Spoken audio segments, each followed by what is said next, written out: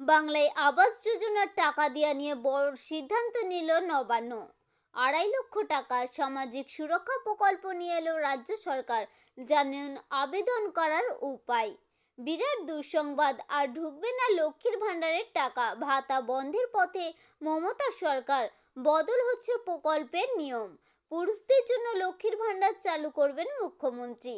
কবে থেকে আবেদন জানানো যাবে, আসুন দেখে নেওয়া যাক। এসএসসি 26,000 চাকরি বাতিলের ভবিষ্যৎ কি বলল সুপ্রিম কোর্ট। আজকে থাকবে মূলত এই নিয়ে বিস্তারিত আলোচনা। 15ই ডিসেম্বর থেকে বাংলার আবাস যোজনার টাকা দেওয়া শুরুর কথা। তার আগে আবাসের টাকা দুর্নীতি রুখতে গ্রাম পঞ্চায়েতগুলিতে বিশেষ ক্যাম্প করে দফায় দফায় আবেদনকারী উপভোক্তাদের পরিচয় সহ নথি যাচাই করতে শুরু করেছে প্রশাসন। পরে ক্যাম্প থেকে সবুজ সংকেত মিললে তবে উপভোক্তার অ্যাকাউন্টে ঢুকবে টাকা। নির্মাণ শ্রমিকদের জন্য এবার সামাজিক সুরক্ষা প্রকল্প নিয়ে এলো রাজ্য সরকার। এই প্রকল্পে তাদের কোনো টাকা দিতে হবে না। রাজ্য সরকার শ্রমিকদের সামাজিক সুরক্ষার অ্যাকাউন্টে প্রতি মাসে 55 টাকা করে জমা করে দেবে। 60 বছর বয়সের পর সেই টাকা ফেরত পাবেন শ্রমিক। ন্যূনতম 5 বছরে এই প্রকল্পের সদস্য থাকলে অবসরের পর 1000 টাকা পেনশন পাবেন তিনি। লক্ষ্মীর ভাণ্ডার প্রকল্প নিয়ে বদলে আসছে।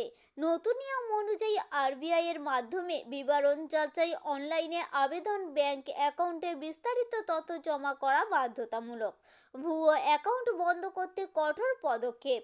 এবার থেকে শুরু হলো কড়াকড়ি। কঠিন নিয়ম মেনে যারা লক্ষ্মীর ভাণ্ডারে টাকা নিচ্ছেন না তারা পড়তে পারেন সমস্যায়। আপনার ব্যাংক অ্যাকাউন্টের সঙ্গে আধার লিঙ্ক করা না থাকলে কিংবা কেওয়াইসি না দেওয়া থাকলে বন্ধ হয়ে যেতে পারে ভাতা। রাজ্য সরকার লক্ষ্মীর ভাণ্ডার প্রকল্পটি একান্ত মহিলাদের জন্য নির্মাণ করা হয়েছিল, তবে পুরুষদের জন্য কোনো বিশেষ আর্থিক সহায়তা প্রকল্প চালু হওয়ার সম্ভাবনা রয়েছে বলে গুঞ্জন শুরু হয়েছে। বর্তমানে এই বিষয়ে সরকার সরাসরি কোনো ঘোষণা না করলেও আগামী 2026 সালে বিধানসভা নির্বাচনের আগে পুরুষদের জন্যও একটি নতুন প্রকল্প আসতে পারে বলে নবান্নের সূত্রে খবর। সেক্ষেত্রে পুরুষদের জন্য আর্থিক সুবিধা থাকবে।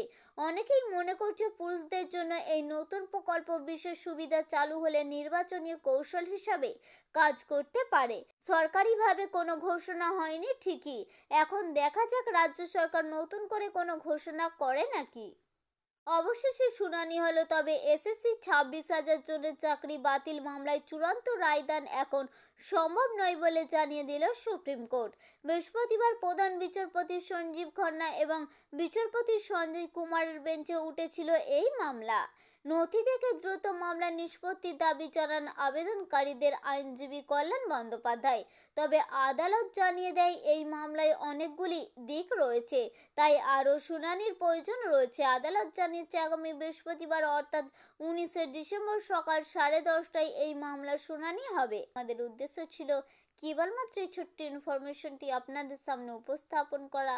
যদি ভালো লেগে থাকে অবশ্যই লাইক করবেন, জনস্বার্থে প্রচুর পরিমাণে শেয়ার করবেন। Thank you friend, thank you for watching.